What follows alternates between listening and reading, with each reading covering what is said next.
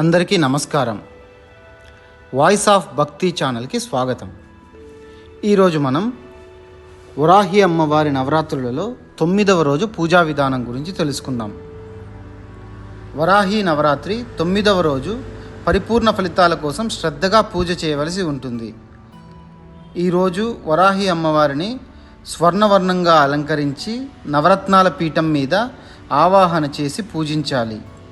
పసుపు, కుంకుమ, 9 రకాల పుష్పాలతో అష్టోత్తర సహస్రనామాలతో పుష్పార్చన చేయాలి. నైవేద్యంగా బెల్లం పొంగలి, పెసరపప్పు పాయసం సమర్పించి 9 దీపాలతో దీపారాధన చేయాలి.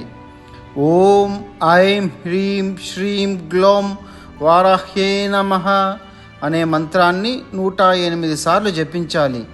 ఈ పూజా ఫలితంగా కోరికల నెరవేర్పు, శత్రునాశనం, ధైర్యవంతమైన విజయం లభిస్తాయి.